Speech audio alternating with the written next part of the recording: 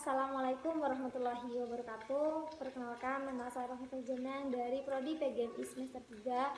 Saya di sini akan memenuhi tugas UTS, yaitu memaparkan sejarah hadis dan juga status hadis dan juga cara memahami hadis hasan, hadis dhaif dan juga hadis sahih.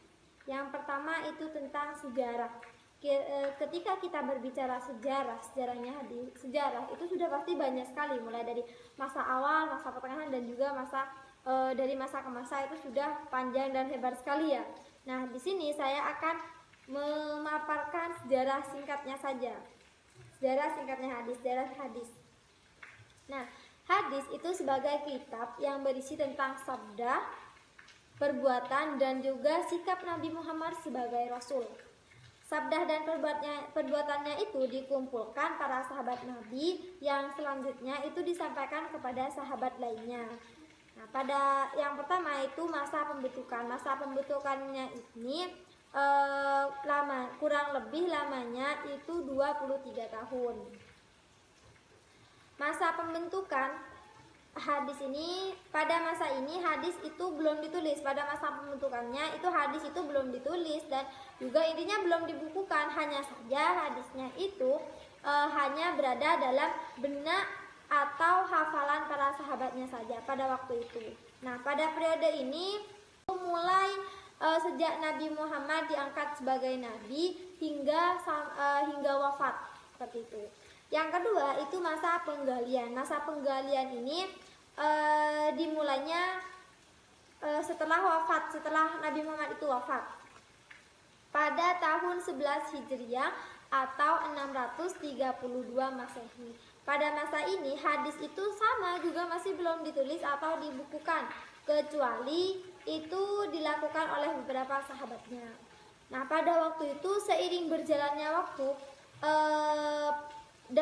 perkembangan dakwah itu mulai semakin pesat dan juga ada bermunculan persoalan-persoalan yang mendorong para sahabat ini saling bertukar hadis dan juga menggali dari sumber-sumber utamanya.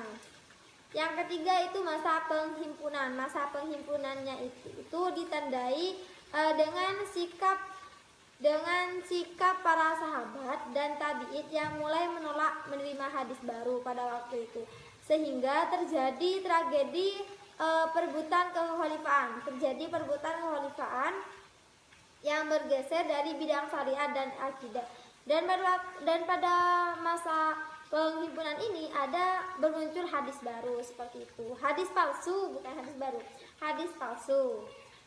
Yang selanjutnya itu masa pendiwanan dan penyusunan. Masa pendiwanan ini maksudnya masa pembukuan. Nah, pada abad ketiga Hijriah merupakan masa pembukuan atau pendiwanan dan juga penyusunan hadis, itu masa ketiga. Nah, selanjutnya pada masa keempat itu adalah masa pembukuan hadis dan juga dilanjutkan hingga dinyatakan bahwa pada masa ini telah selesai melakukan pembinaan hadis itu tersebut. Sedangkan selanjutnya itu pada abad kelima. Pada abad kelima Hijriah ini dan seterusnya itu adalah masa perbaikan. Masa perbaikan atau diperbaiki susunan hadisnya itu seperti menghimpun yang terserahkan atau menghimpun untuk memudahkan mempelajari dengan sumber utamanya kitab-kitab hadis pada abad ke-4 Hijriahnya itu. Selanjutnya itu adalah cara mengetahui status hadis. Bagaimana cara mengetahui status hadis? Nah, status hadis itu adalah sebagai segala sesuatu yang disandarkan kepada Nabi Muhammad yang berupa perkataan, berupa perbuatan dan juga ketetapan serta sifat-sifatnya beliau, seperti itu. Itu statusnya hadis. Selanjutnya itu adalah bagaimana cara memahami hadis sahih. Hadis sahih itu ialah hadis yang sanadnya bersambung, diriwayatkan oleh perawi yang berkualitas dan itu hadisnya itu tidak lemah dan juga hafalannya dan sanad dan matanya itu tidak ada zat dan ilat.